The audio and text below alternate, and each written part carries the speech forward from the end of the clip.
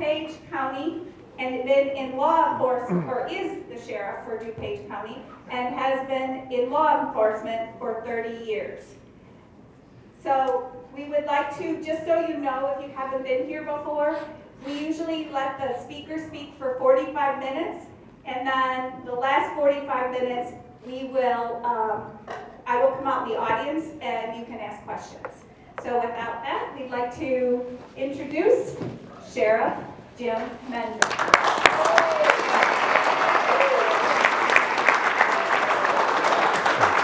Thank you. Thank you so very much. How is everybody today? Great. Come on, how is everybody today? There we go.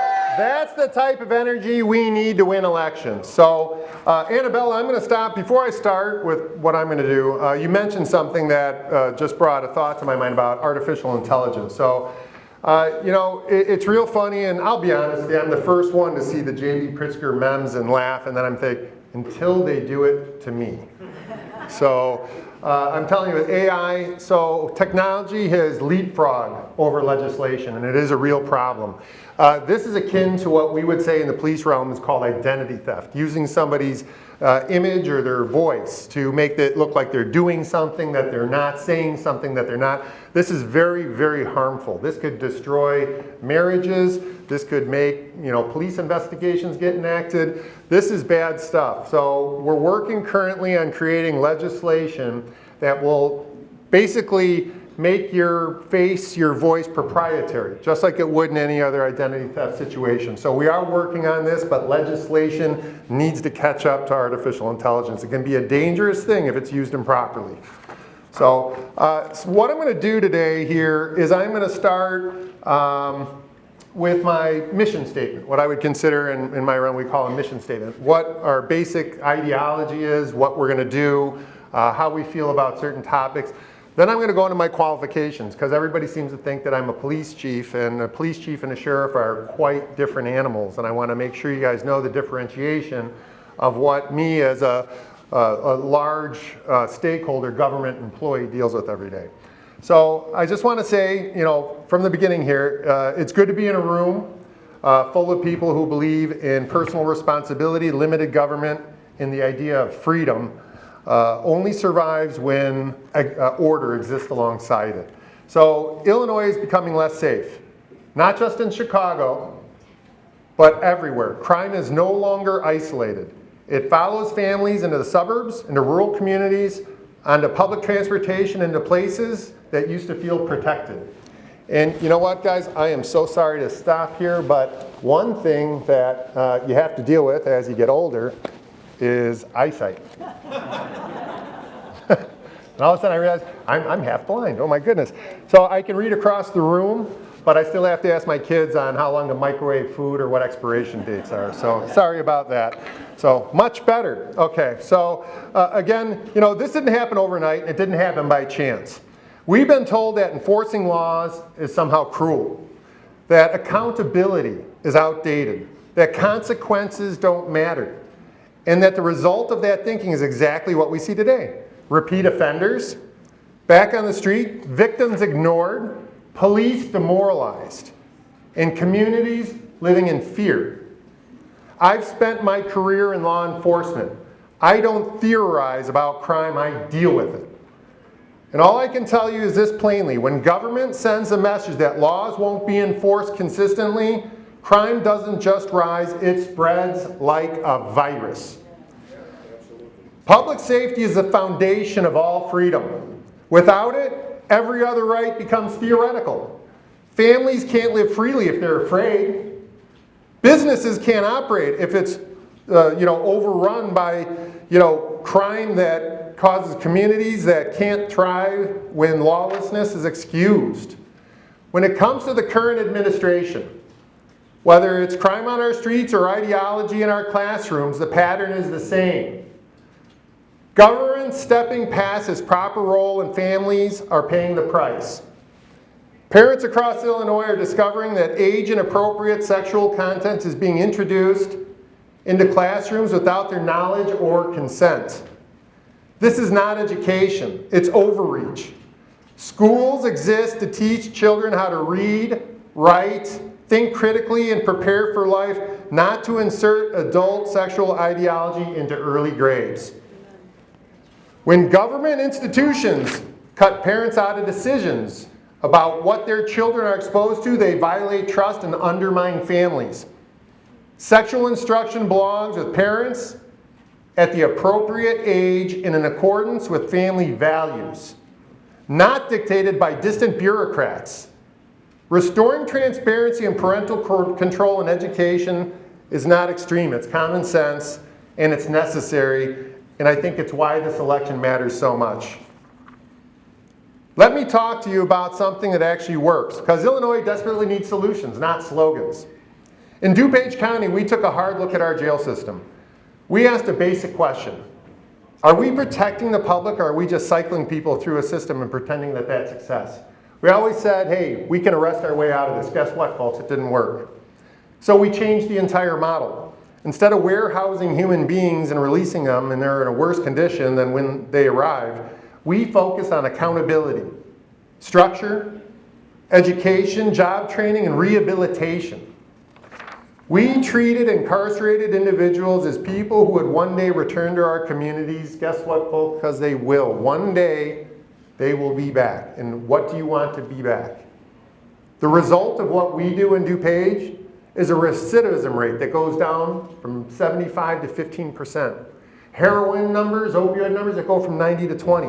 That's not a typo. That's reality. We did that in DuPage. That means fewer repeat crimes, fewer victims, fewer families destroyed, fewer tax dollars wasted locking up the same people again and again. For every $1 we spend in rehabilitation, it's 19 saved in housing human beings. We're probably saving DuPage County about $10 million a year, and something that could be constructed within all 92 jails within this county. We turn jail residents who are costing taxpayers money into taxpayers themselves. People working, contributing, supporting families, and staying out of trouble. That's real justice reform. It's tough, it's discipline, but it works. Thank you.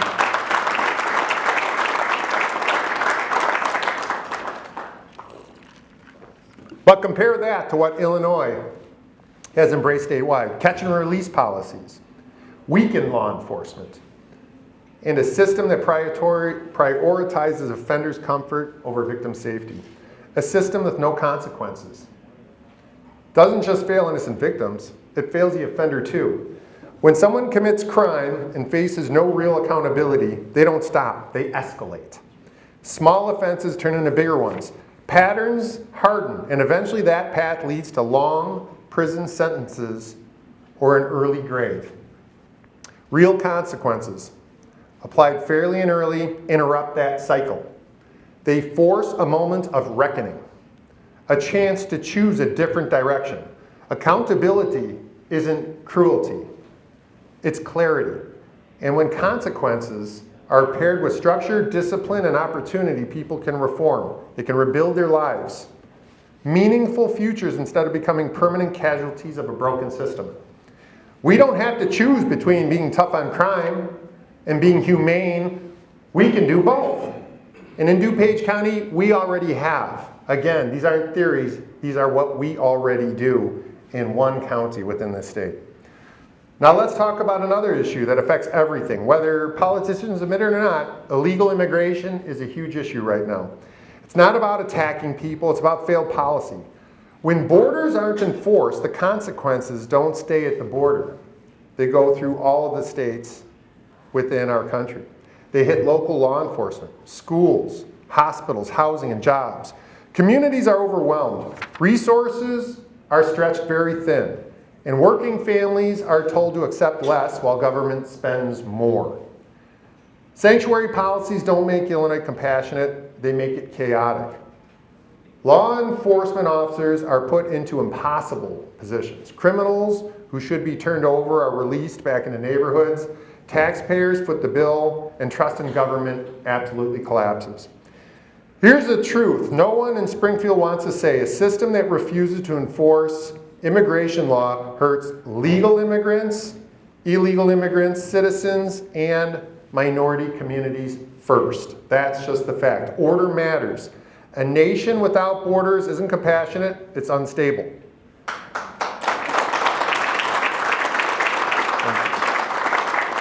And when government refuses to protect its own citizen, it forfeits its own legitimacy. Let's talk about Illinois jobs, especially in agriculture and small business. Our farmers are struggling to find workers. Small businesses can't find staff to re-up their headcount. And the answer from Springfield seems to be import labor illegally instead of fixing our broken system. That's backwards. We have thousands across, again, 92 jails within this state. We have thousands of incarcerated citizens who, with the proper training and structure, can become productive workers on farms and trades, manufacturing, small businesses across Illinois. The DuPage County model proves that this works. Instead of relying on illegal labor, we should be investigating in job training for incarcerated Americans, giving them skills, responsibility, and a future.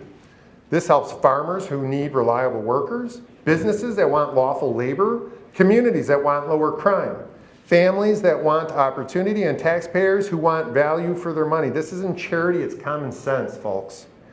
A government that imports illegal labor while wasting their own human people that we have, that the potential that already is here, is failing its most basic duty. So real quick, I want to talk about Senate Bill 1950, Medical Aid and Dying Bill. See, this I think shows the extremism of what we're dealing with now in our local government. Recently, Governor Pritzker signed a law legalizing physician-assisted suicide in Illinois. So the terminally ill that want to commit suicide, and they say they're looked at by 2 doctors saying that it looks like they probably have 6 months to live, can now, basically it's like capital punishment, it's human abortion. It is a methodology to take somebody who says, I want to die, and then 2 doctors just have to say you have 6 months to live and they can put you to sleep, like at a veterinarian. So this is being sold as compassion and choice. But let's be honest with it, this is state-sanctioned death. This is adult abortion. When the government authorizes doctors to prescribe death, that crosses a very dangerous line. The vulnerable, the elderly, the disabled, the poor are suddenly at risk of being pressured, subtly or overtly, into ending their lives. Oh, but they put in a safeguard saying that coercing a patient to request medication is a felony. There's their whole safeguard. That's great. This isn't dignity. Dignity comes from care, support, and protecting life, especially when it's at its hardest. A society that solves suffering by eliminating the sufferer has lost its complete moral compass.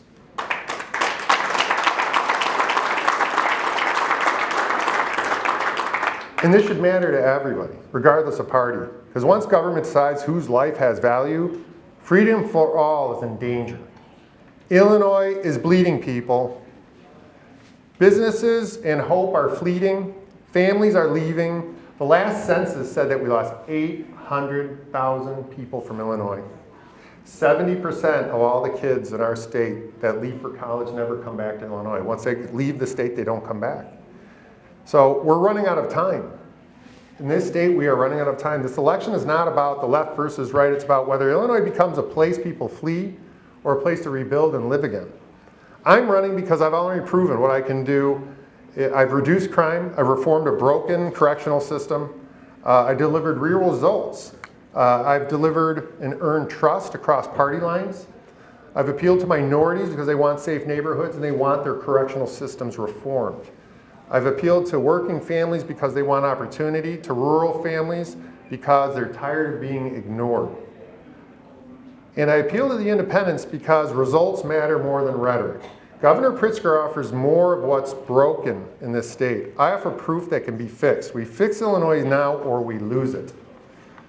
So I want to move into this, and everybody says, so what is a sheriff? What do you have? What are your qualifications? What make you able to be governor of this state? And I asked that question first of J.B. Pritzker, who got kicked out of his own family business because he couldn't make it. And I would ask that to anybody that's running against me also. What are your qualifications? My qualifications are that I have 30 years in local law enforcement for starters. Anything like the Sanctuary State, the Safety Act, crime, that's my realm. That is what we excel in. But I'm also a government employee, and government business is much different than private business. Private business, hey, I could hire you, and I could say you're going to get paid more because you're a man, and you're going to get paid less because you're a woman, and there's no recourse in private business on that. I can do that. Government, not so much. So we have job codes for jobs. If you are applying for a job, it doesn't matter if you're male, female, you have a job code, requirements of what it takes to reach certain pay levels, and then you're on the government payroll. They don't do that.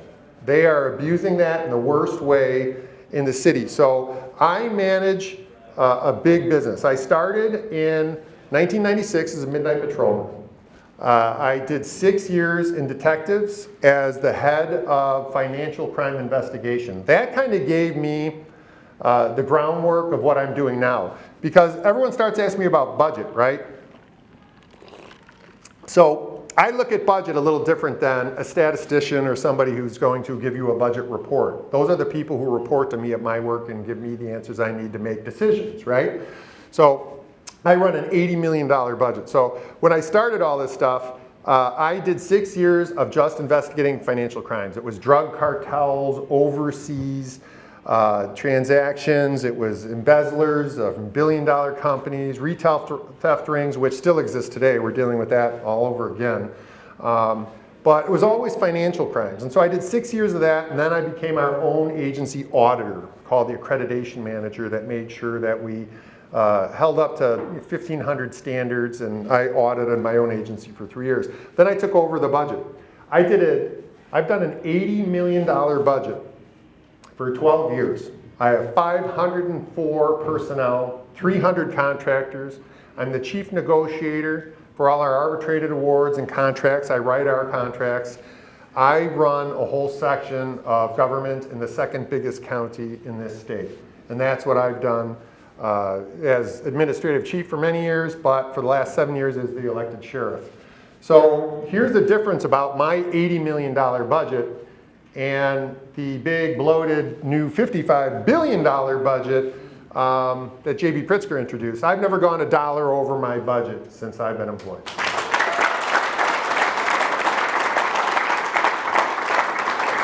If I spend $2.50 on a box of paper clips, it's on that zero balance budget. There it is, $2.50 paper clips. That's just, we live by our wallet, right? Just like you would at home.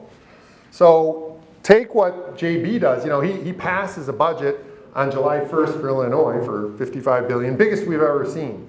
Doesn't matter if it's the biggest we've ever seen, because guess what? A month later, we're going to add another $2 billion on it to pay for the illegal immigrants' schooling, abortion pills in all the colleges, and what was it? Mandatory mental health screening in all the schools.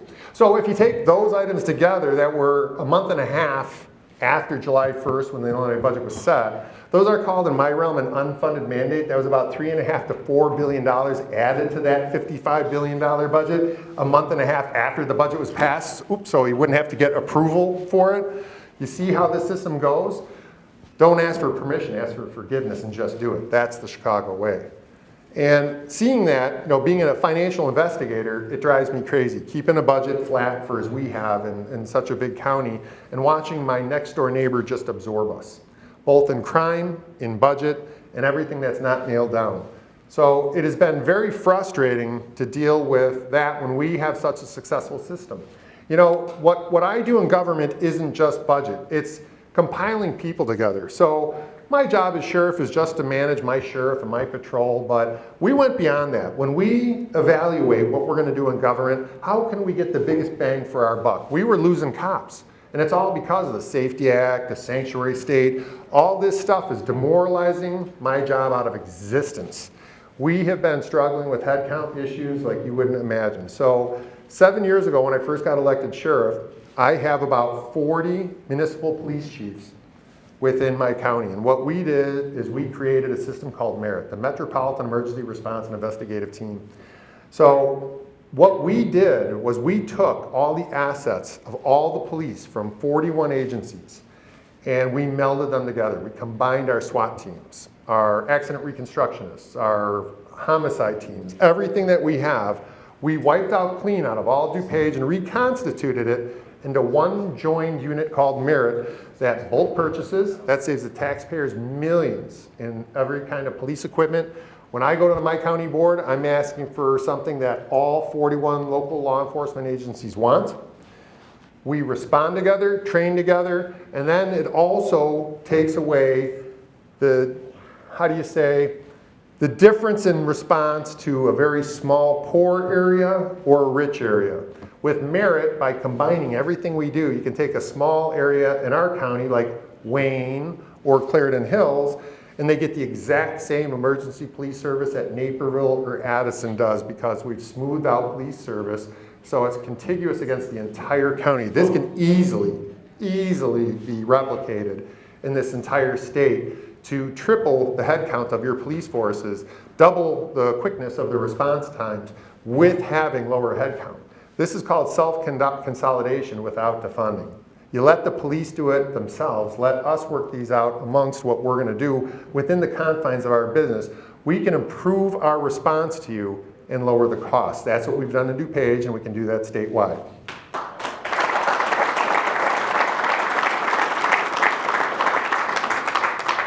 So what we've done in DuPage, a lot of this stuff can be replicated. We are a budgetary animal. And another thing I want to make people realize is everything that you're talking about budget. People are like, how are you going to lower taxes? How can you lower this? How can you lower that?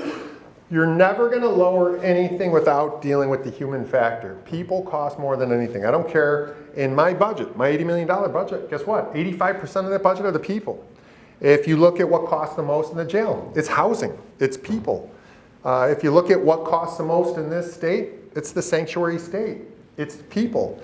So in 2023, the number that was counted for the amount of illegal aliens in this state was 550,000, right? So there's 26 million that came in. And guys, you know what? I don't want to argue with people about the ideology of it, but you have to understand, we are the national leaders in rehabilitation. So we go to the National Sheriff's Association, and we teach this stuff, right? So when I go to teach rehabilitation at the National Sheriff's Association, there's other teachers, there are other sheriffs. There's California, there's Texas, and they teach about their border crisis, and they show us videos. And out here they call me, my county board calls me an alarmist, right? Because I complain about the illegal aliens and the no valid driving, the accidents that have gone up 400%, all that kind of stuff. That doesn't matter to them. I'm an alarmist. And then I go down to these conferences and I'm like, I'm not saying enough about this stuff. It's like, oh my God. I'm watching videos. The first year of Biden's 4 years of open borders, I was watching these videos where there's nobody even remotely near a couple mile stretch of border with holes in the fences. And I'm watching 100 people come in orange jumpsuits, right out of their jail system. I'm watching people in fatigues with guns, displayed in diamond formations, as we call them, coming through holes in the wall. I mean, it's like, guys, the first year or two of this, they dumped their jails on us. And when Trump says this, he is telling the truth. I've seen the videos with my own eyes at the National Sheriff's Association conferences by the instructors who teach these courses. So we got the mental health facilities and the jails in the first year. Those residents have been here almost 5 years. So they're dug in. That's what we're dealing with. And in Illinois, I would say 2023, they were saying 550. We're probably getting close to 650 or 700,000 in Illinois now. And it's showing. It's taxing, especially, like I said, accidents. These type of no valid driver accidents have spiked 400%. And you're lucky if you're only going to pay the insurance cost because they don't have insurance. You'll be lucky if you don't get hurt or killed because our fatal accidents are carrying up that note just as high. So we're seeing all of these different things. 80% of your ER visits here in Illinois are non-emergencies. They're people coming in saying, I'm here, I have a sore foot. I need to go to orthopedics, and then they'll go there. If they have a cut, they're going to go to surgical. You know, cardiac, they're going to go to the cardiac unit. And they're going to get appointments before you do, because it's a Good Samaritan Act. You walk into ER, and you're going to get service. That's how the system works. So they're undercutting our service. You know, our ambulance costs. We're running about $380 an ambulance run. Now I think they're up to $1,400. So I mean, this has ancillary costs, folks. When you use the ambulance service as a taxi service to go to an emergency institution when you're not having an emergency, and only 20% of our total is really an emergency service, you're going to kill our hospital system. Education system, seeing the same thing. Our housing, we're still $1.6 billion, I believe, on the hook for healthcare, and then they add in $2 million for college. So where does this stop? I mean, we cannot afford to take an entire society, 600,000 people, and place them onto a secondary society, not increase the resource and say compete, because that's what's happening right now, and that is untenable. And then if you mix that with the Safety Act, so all of this stuff that I talked to you about, you know, the quick story is, you know, 80% come in on substance, heroin, fentanyl, alcohol. Half of them are self-medicating for mental health issues. So we do full drug detox, drug recovery, medicated assisted treatment. I have full one-on-one psychiatric staff. I have 200 counselors and educators and trainers that teach and educate and counsel 80 classes per week. And you know what, guys? I don't wait for some kid from Harvard to give me a study to tell me how to deal with criminology. We collect our own data for the last 7 years from every single inmate that enters our correctional facility. And you know what? Our problems that we get over and over, they're sodomized, 6 years old. Drug introduction at 10 and 11 years old. These are the common problems that we have in our correctional facility. And what we do is we take all those 80 classes, those 200 counselors, we backwards engineer what those exact problems cause, and we counsel, and we therapize, and we educate for those issues. Half the people I get can't read or write. They can't read or write. So I can take somebody, we do GEDs also. We can do a high school equivalency, get you to read and write, put you through college, get you to certify in small engine repair, and then I can have you orating written reports analogizing jail life with small engine repair in a matter of 2 years. So if I can get you done, somebody who can't read or write, and I can have you orating a written report, high school and college, in a 2-year period of time, what is our school system doing for a 12-year period of time?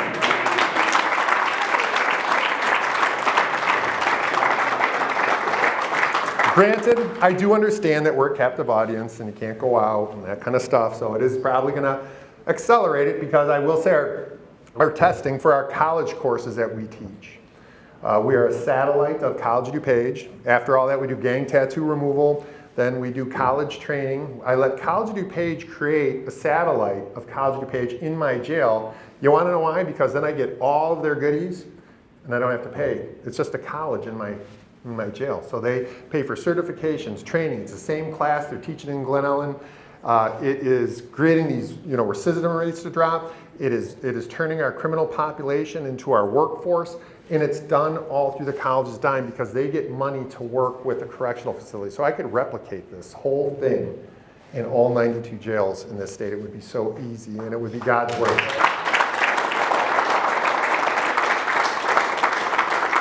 So what I'm trying to say is, you know, what I have had control of in government, we have done very well with. All of these things can be replicated at a statewide level, but, you know, we don't have a financial problem in Illinois. We have a spending problem. I mean, we have a great revenue spending. What we could do if we were harvesting our own energy, I mean, even our coal mines, I mean, really, why would we import energy because of regulation and then pay for it when we have it here, when we could be exporting it at a profit? It just, none of this makes sense. But when you think about it, let's take a look at how bad, I look at Chicago again. I don't look at it as a budgetary tweak that will fix things. It's global forensic auditing that will fix our budget. Global forensic auditing. Absolutely, and the schools are part of the problem too, but let me go over one big thing, because I can show you one large violation of ILCS, how they look to sidestep it and what their excuses are for it. Take the Illinois Motor Vehicle Fuel Tax Fund, right? So if you look at that, that was, had some legislation in 2016 that said that you cannot take money, it is to be solely, they use these legal words called solely used for road repair and infrastructure. Then they add in extra legal language that this is written so no funds can be diverted from this fund. Well, a few months ago they swept, I think it was $330,000 of road repair money. And when I contacted some people that I know over there in Chicago and asked them why, they said it was interest. So we can sweep interest. So if I'm sweeping, you know, this made it easy to figure out. Again, I'm that guy who had to investigate people like him for 6 years of my career. Guess what, buddy? If you're sweeping $330 million in interest, that means you're withholding your capital and you're not doing any road repairs. You wonder why the roads are screwed up? It's because they're sitting on that money for it to generate interest so we can sweep it and pay for the illegal aliens, because that's where that money went. So guess what? Gotcha. Now, here's one thing you have to understand about me. Just what I said there, that's a violation of Illinois compiled statutes. When I retire and I finish my almost 31 years of policing, I will still be a certified, fully blown police officer for 2 years, and if I become governor, they're all going to jail.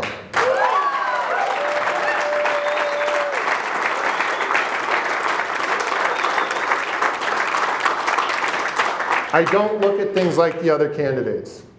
I don't look at things like J.B. Pritzker. I look at what are you doing wrong with your money. Are you bidding? Are you sole sourcing properly? Do you have the right people in with the right job codes? Are you tricking the system? Do you have ghost payrollers? That's the way I'm always going to look at everything, is how you're tricking the system. That's what I've done for 30 years as a cop and as a sheriff in this state of Illinois. I've been here my whole life investigating criminals like J.B. Pritzker and Mayor Brandon Johnson. So thank you for your time. That looks like it's probably the end of 45 minutes, and we're going to go to questions. Thank you very much.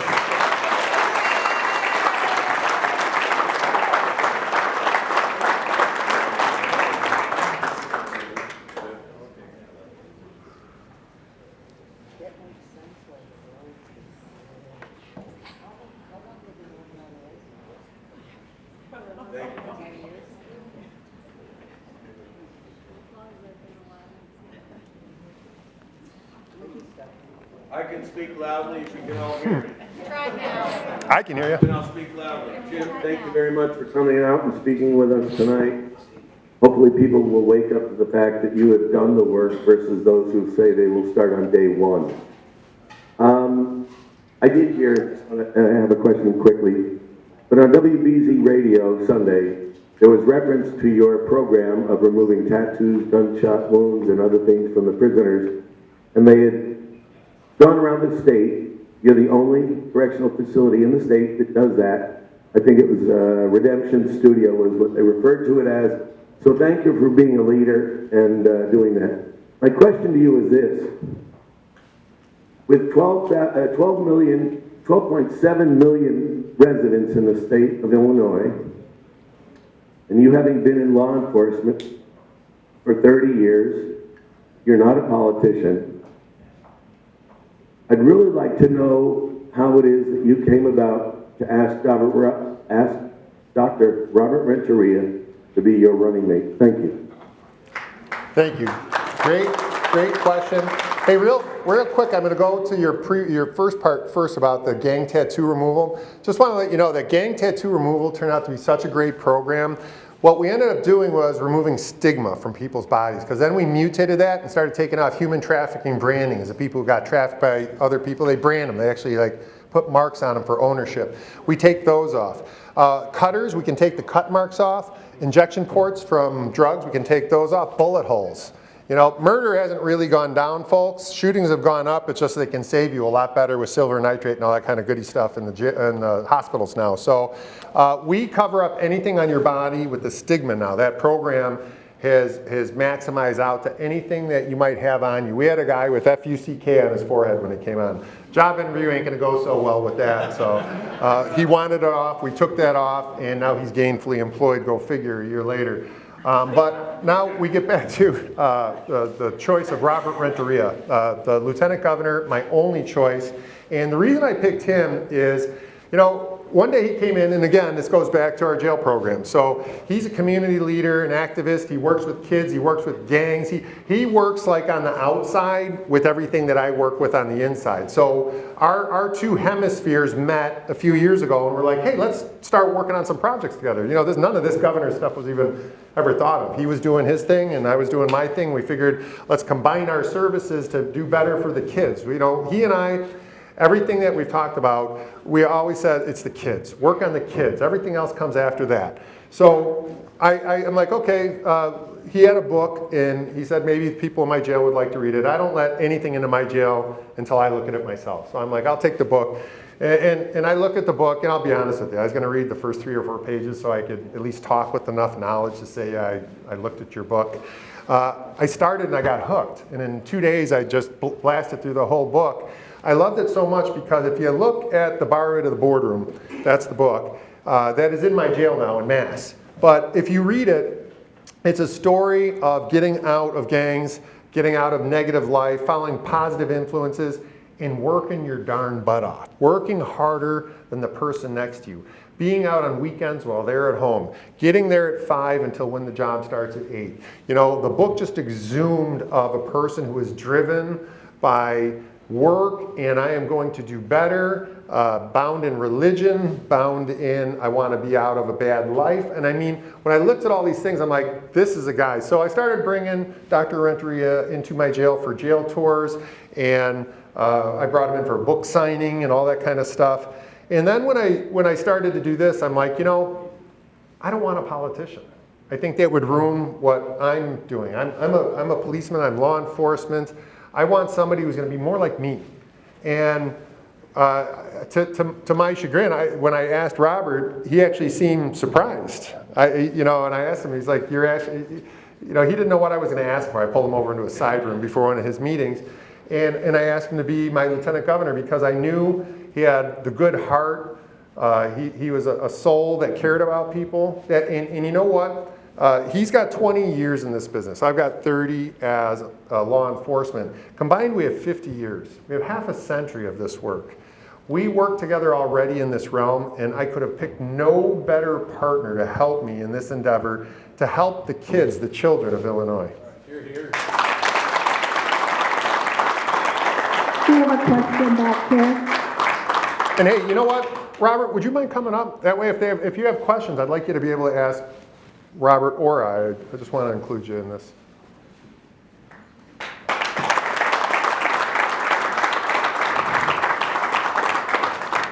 Hi, Sheriff, over here.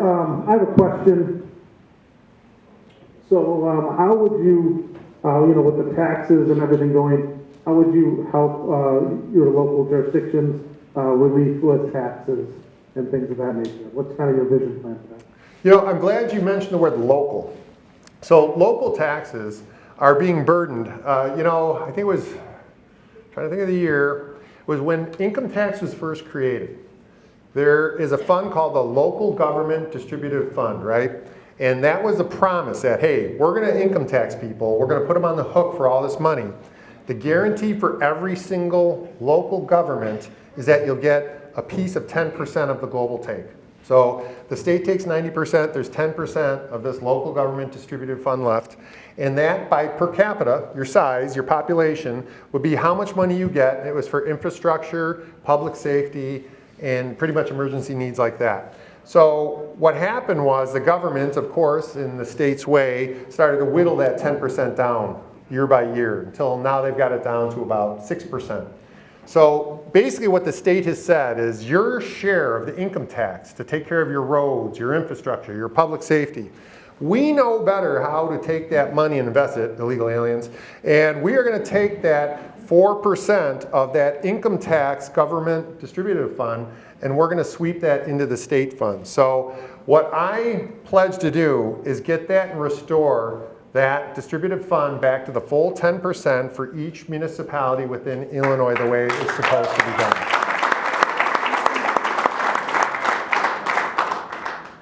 I just have a quick question. When you're trying to restore these prisoners so that they can be productive in society, is there any kind of dyslexia training or tutoring for them? Wow, that's incredible. We just found an instructor for dyslexia last month. That is incredible. That's really odd. Yeah, so we just found somebody for that because we found out that that's a big part of why we have so many people who can't read or write. A lot of it is dyslexia. So we are actually having dyslexia training. We'll have it in the jail, along with the barber station. We're going to cut hair too. Those two things are coming in January. Hi, sir. I listened to your presentation, and what caught my interest were the numbers, the economy and jobs. And so it made me to think, the Illinois economy, in terms of GDP, is equivalent to the combined economies of Belgium and Austria. That's so much responsibility on you. So what can you share in terms of your experience where Governor Pritzker has failed, where you can come in immediately from day one and get Illinois' economy booming so that you can create the jobs and the stability that is lacking today? Great question. So I think the biggest difference between J.B. Pritzker and I is that he breaks the law and I don't. Just saying. So let's start with federal law. We're losing an additional $2 billion because we're violating federal law by imposing a sanctuary state. And I hate to say it, folks, no matter how you look at this, when state law goes head-to-head with federal law prevails. And we have not admitted that yet as the state of Illinois, and we are paying the price for it. So, I mean, when you're looking at $2 billion in federal funds, when you're looking at 1.6 for an annual healthcare cost, when you're looking at the ambulance and hospital rates increasing, we're going to be paying for college. We're still paying for the link cards and the housing and the food. When you're taking something that's going to cost, $40 billion every 2 years, I mean, there's our economy right there. The sanctuary state would be the very first thing that I would eliminate, because all that takes is a call from the governor to the president. And the sanctuary state, again, I'm going to keep going back to this. It's people, people, people. I don't care what, you can go look at anything out there. This establishment we're in now, 85% of their cost is their employees, okay? Everybody's main cost is people. People cost the most. So if you abuse that, and the sanctuary state does it every day, we're paying for people that we cannot afford, it's going to cost that much. But the other thing, again, and the reason I mentioned the difference in crime, and we have this cute little saying where we say, I'll be the first governor coming out of a jail instead of going into one.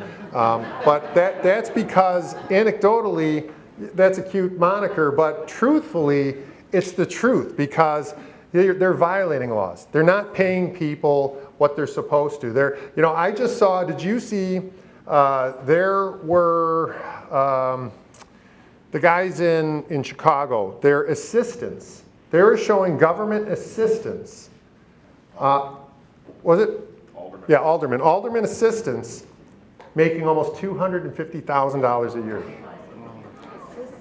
Assistants. An alderman's assistants making 237, 268. So that's just starting to break now. So that's this thing I'm telling you about. Here's the big difference. And this is, I keep trying to make a businessman is a businessman. A government businessman is a different businessman. Government business has different rules, reporting, FOIAs, audit processes.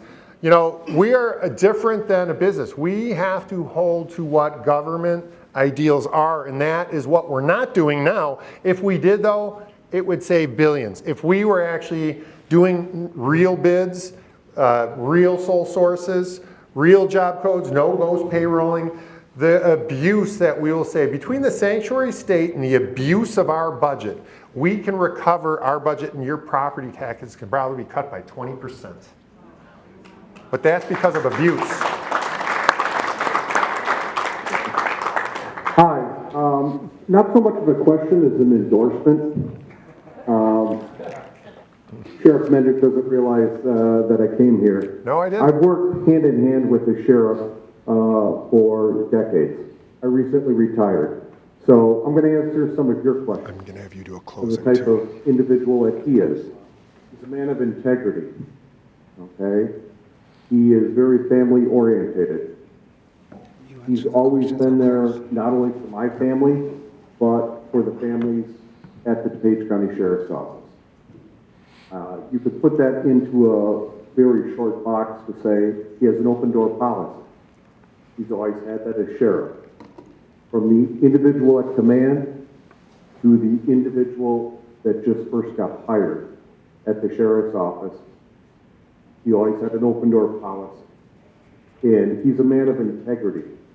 And he doesn't know that I came here, so unbeknownst to him, I'm punting because he has my and my family's steadfast support as governor for the state of Illinois. Thank you, If Joe. you want a man of integrity, a man of character, a man of resolve, somebody who's honest and that's capable of doing the job, who says what he says and means what he does, that's your next governor right here, sir. Thank you, John. Thank you. Very surprised to see you here, my brother. So, I'm not just a congressional candidate, I'm also a mayor, and you're singing my song when it comes to LGF. Now, let's talk about part two of the situation here. What are you going to do about unfunded mandates? Because they are killing us day by day. Yeah, you know, it's just like the unfunded mandates that I was talking about before are like critical. I mean, college for all the illegal immigrants. You know, that's a month after you set your budget. That's an unfunded mandate. Anything that you just put as I call it death by House bill, death by Senate bill. We're going to have to stop these mandates, stop, you know. Again, I go back to my budget process in DuPage County. We have a zero balance budget. I don't know how a government gets away from that and then just starts doing what I call monopoly money budgeting, where you're just generalizing your budget. They're not specifics. It doesn't add up. How does a budget add up, and how do you go up to $55 billion in a year, and then a month and a half later, I'm going to say I'm going to add another $5 billion to it? I think first, I think we have to start entrusting our local municipalities with their fair share, because honestly, you guys are doing better than the state is. You guys know your own problems better than the state. But at the state level, we have to start trapping more monies for our municipalities and let our municipalities start using it for what they know the problems are. You know, it's the same way that I ran government at the sheriff's office. You know, I always told my correctional deputies, my patrol deputies, courthouse, wherever we're looking to make a change, you tell me where we can make the biggest change, how we can create a team, and how we can move things forward in a better way. And we've always done it through teamwork. But I think with the budget the way it is, I think with how bad things have gotten, we have to take control of it. And the only way to do it is to audit it, find out where all the pieces fall. Like I said, in my business, we do what we call a forensics audit. What we do is we take your computer hard drive, right, and we clone it. We put the original away and don't touch that for evidence. And then we take your hard drive and we look at every single dollar. And detectives, we always said, always follow the money. And if we follow the money, we can follow the money to some very clear paths that will show where the abuse is. I'm telling you right now, it's in headcount, it's in contracts, and it's in housing. That's where all the abuse are happening now. And the distributive fund is just an additional source of money that they need because they can't afford all the people on the sanctuary state. See, what you have to understand is when they need this much money, something's driving it, right? And it's all these people. I think that the 2023 numbers of 550 are probably closer to 700,000 in Illinois now, because we're seeing it in the time it takes, you know, and there's another ancillary cost. Probably 20% of my police's time are dealing with non-residents, illegal aliens. So even your police time is being consumed by basically committing illegal acts. So we've gone so far off the reservation that we're spending our money on things that we just shouldn't be spending our money on. My question is actually for Dr. Robert Renteria. I wanted to, we've had conversations before about community outreach and bringing more people into the park. And I know you had a saying about bringing and speaking with people and breaking bread. Could you elaborate? Well, first of all, thank you. Great question. Those of you who know me that I'm not a professional politician. I'm a public servant. I'm a U.S. Army Airborne veteran who's honorably served our country for over 7 years as a U.S. Army Airborne veteran. And what I learned was that it's people over politics. You leave no man, woman, or child behind. So in the last few years that I have been involved in getting to meet and work with many of you, I've learned that the Republican Party is not very missional, it's not very relational. Not that we don't have good people. We have really good people, Christian conservatives, and I want to applaud you for caring, but we have to get out of our own sandbox, right? And we have to break bread. Because we break bread, ladies and gentlemen, we will go red.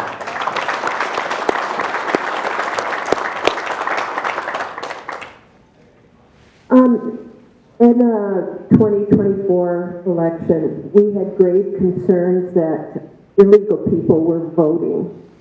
And we feel really helpless about it because I guess like the election judges aren't even allowed to ask or even ask them if they have, if they're citizens or anything. It's clearly illegal. What kind of resource, what can we do to prevent Pritzker or whomever using illegal immigrants as voters in the upcoming elections? Yeah, so that is a big concern. Voter integrity is one of our largest concerns. We're looking at what we're going to have to do for legal matters, lawsuits in the future, but for right now, we're assembling teams. We're trying to get hundreds, if not thousands of people together to be poll watchers, election judges. We're working with groups now that are going to be reading the voter rolls. You know, we have a big problem with people that pass away or move and they're not being cleaned up off the voter rolls. Election integrity is a huge thing that I think that our current governor preys on as a way to win each election that he's involved in. But we're building teams right now. We're also looking at technology. I know Donald Trump is supposed to be, you know, putting his toe in the sand here too, but my fear is that that change that he's proposing still gives sovereignty for some modicum of time to the states to not adhere with what Donald Trump is about to bring down. But I think with the president starting to put a spotlight on it, it's going to make it easier to put a spotlight on it here in Illinois. And we're already working with some pretty large groups. We're going to have to do a lot with election judges and poll watchers, though. That's where the rubber is going to hit the road. So I want to just add to that Harmeet Dillon nationally is collecting to clean up the voter rolls, but wouldn't you know that they are not allowing, Illinois is not giving her that information. So I don't know, they'll eventually have to sue or figure out a way, like you said, to get it from Illinois, because right now Pritzker is not providing that. So I think what we're going to actually have to do too is a post-election sweep where we take the coroner's report, right? The coroner has the master ledger of anyone who's died within our state. If we take the coroner's ledger post-election and match it to the voting rolls, if there's a whole bunch of people that voted, in detectives we call that a clue. Well, we are working, I work on the state level for election integrity, and there is anyone who wants to get involved, you can come and talk to me. We have someone that's leading the charge here for voterless maintenance. Good. And so that's exactly what we're working on now, and it really needs to be done before. That was something that Pam Bondi actually said. I was at an event, and she told us that it needs to be done before. It's too hard to try and change election results. It's got to be done before. So anyone who wants to participate, we have that. You can be on the voter list maintenance, and that's exactly what we're doing. We actually have someone very good in DuPage. We could certainly use in Kane, but if you have other areas, we can use the help that. So we have a lot of resources going into this right now. So if we could communicate and exchange, and I will add my resources to you. I probably have about 20 people working on this exact topic right now. That's good. Thank you. All right, Sheriff. You guys know that you're my only pick for governor. and there's a reason for that. I like how you touched on, I'm not sure it quite settled with everybody in this room though, because we get pandered to as conservatives a lot about Christianity and Christian values. And I think there's a real key element here that's missing most places when we hear platitudes. If we don't care about the least among us, the people who are the most marginalized, the people who have been convicts, who have done their time, served their time, people in your jail, that are your wards, that resource that goes totally unused is something that I think is forgotten about in a lot of Republican circles, quite frankly, and it's unfortunate. What roles do you see being able to be filled by people that society's pretty much just forgotten about and thrown to the wayside? How many needs could we speak to by taking that community that you're working so hard to rehabilitate? What does that resource look like on a state level? So on a state level, it would be massive. I mean, so we have about 13 million people in this state. Do you know that about 4 million have been inside of a jail, previously incarcerated? So that's almost a third of our population is seeing the inside of a jail. So that's why we get the support, the empathy, the sympathy, and the help with all these programs. We call it Takes a Village. And again, I pay next to nothing for all these programs in my jail because we have so many community partners. It's because so many people themselves or have had a relative or somebody they know, a good friend who's been through this process before. And when we're coming with really one of the only meaningful rehabilitation programs, we have Kane County is now replicating a lot of what we do in the Kane County Jail.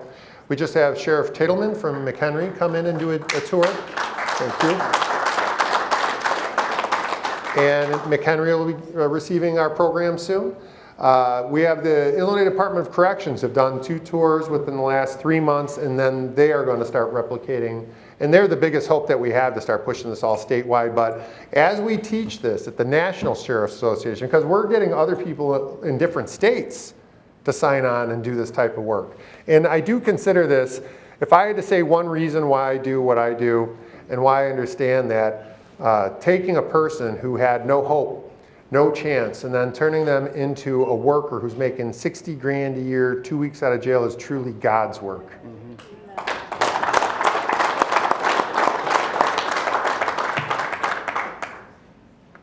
Hey, Robert, with record levels of student anxiety, depression, behavioral crisis in schools, what would you do to make schools truly safe?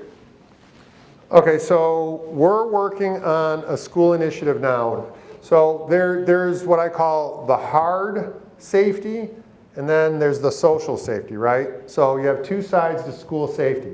So I'm going to go over the mechanical safety first. We're working on a system where we're going to have school blueprints all programmed into our dispatch centers ahead of time. So if an incident happens at a school, right up there on half the iPad is going to be the school blueprint of all the doors and which ways to get in. On the other side of that iPad is going to be camera systems that are going to be showing where the intruder or troublemaker or whatever the issue is, that person will be on the other side of the iPad.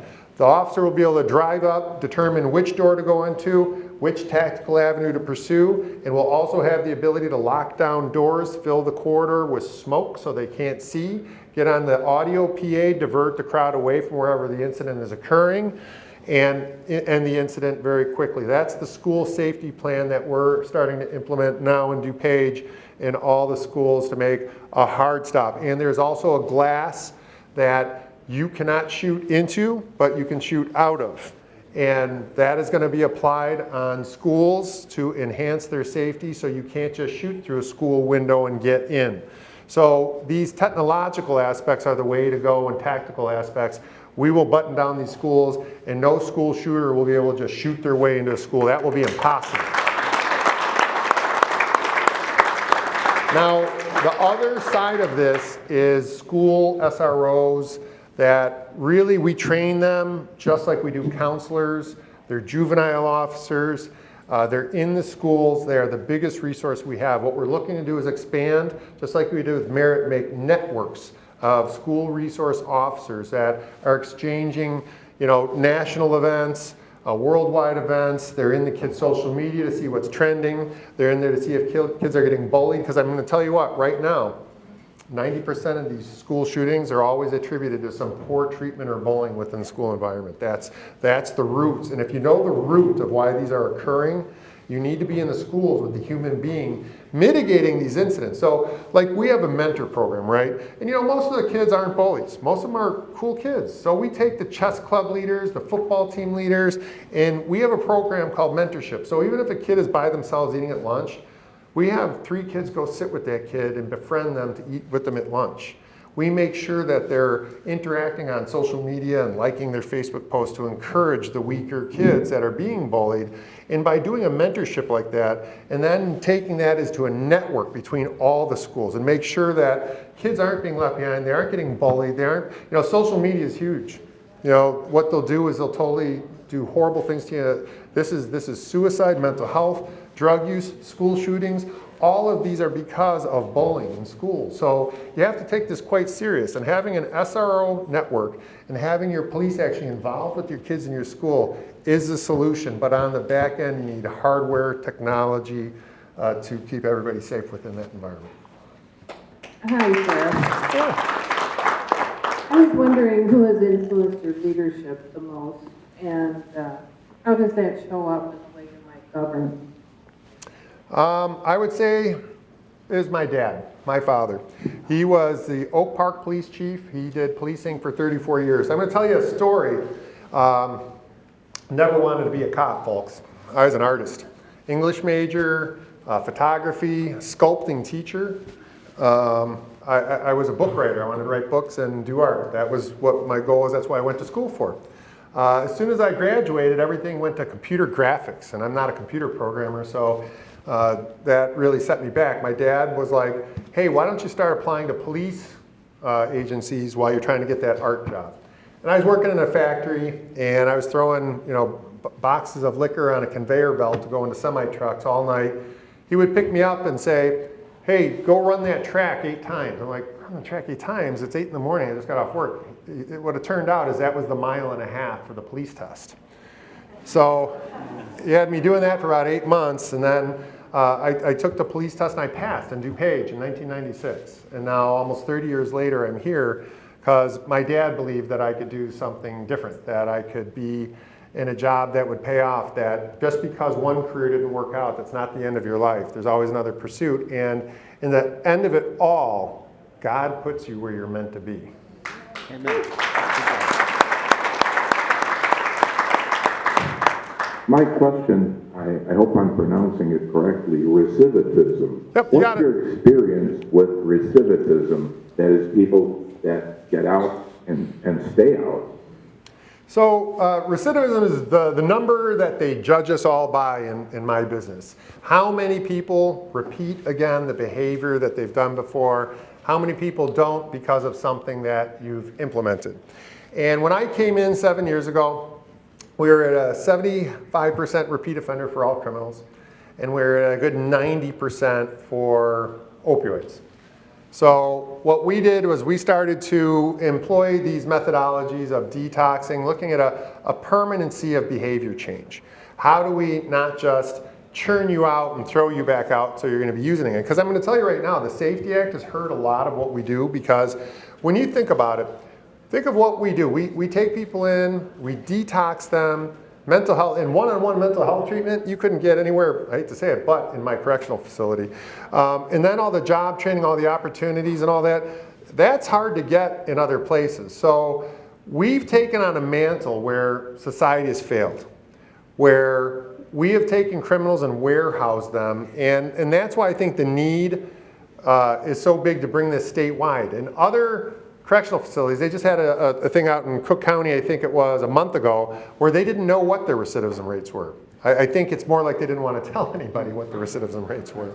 But they handle things much differently. In DuPage, we have figured out that it takes a larger process to deal with our criminal population. And if you manage your criminal population the right way, all that money about saving with housing and all that is most likely dwarfed by, I just can't quantify the number of what is it saving us to take career criminals, our scourge that we dealt with every day, what we call as police repeat offenders, and taking those people and making them into our workforce that are generating tens of thousands of dollars a year at a job, making money, paying taxes, instead of burglarizing your car.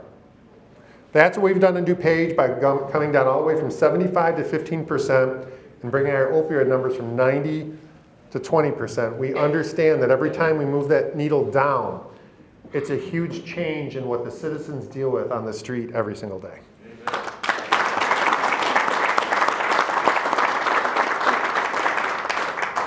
I have a question that I came up with, and a challenge for each one of us that are here. What can we do for you so that you can become the next governor of the state of Illinois? Thank you, John.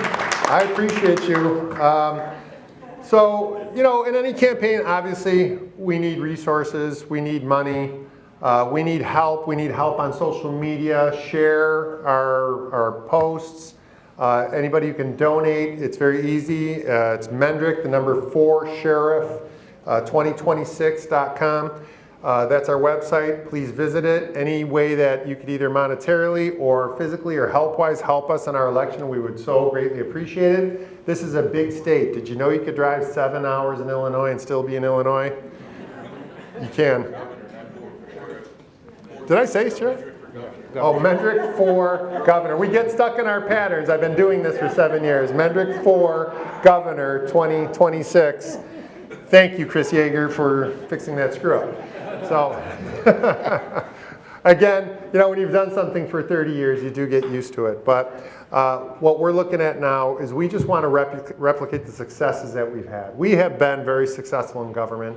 I would say more successful than any other governmental entity in this state. And we just want to take these relationships, these methodologies, these inclusion of all the resources around us to create success just by doing the right thing. I can't tell you, I can't focus and stress enough by coming to work every day, Mr. Governor, and doing the wrong thing can be changed night and day by coming to work every day to do the right thing. So much can be changed by that one thing. I just want to say we love this guy. The cards are on the table to help in every way, shape, or form. Thank you, Darlene. So I'd like to say thank you to Sheriff Mendrick for all his work as a candidate for all the citizens of Illinois. And thank you for coming tonight to educate the Three-Headed Eagle attendees. We greatly appreciate it. Thank you so very much. Thank you for your hospitality. Thank you for having interest to ask all these questions. I don't want to sit up here and talk about what I want to talk about. I want to talk about what you want to talk about. You are the important people. And I keep telling you, there's 2 different types of people. There's a politician. They join this business for power, prestige, money, jobs, all that kind of stuff. Then there's elected officials. They do it because they want to improve where they live. They want to make things safer where they exist with their family. Robert and I are not politicians. We are elected officials. And I want to say thank you for all of your support. And one last thing, I'm going to let Robert end with a closer. Really quick in closing, I want to thank everybody. I want to pledge to you that Sheriff Mendrick and myself are a big idea whose time has come. Public safety be a top priority because nobody should have to bury a child. And our experience will teach our boys and our men in Chicago that you never, ever, ever, ever put your hands on a woman because women are not just beautiful and smart, but because women are the greatest gifts that God ever created this lifetime. Ladies, am I right? Am I right? And I do say amen. I want to thank you. I want you to have our support. Our campaign is people over politics, and we're running because we love you. There's nothing you can do about it. Thank you. God bless you. So I'd also like to thank Annabella for standing up for what she believes in and for coming tonight. So thank you so much, Annabella, for representing Turning Point USA. if you didn't get a chance to donate, the red box is traveling back to the front. And we have Kathy Showalter back there. She's ready to sell some of our 250-year-old birthday hats. So thank you, everyone.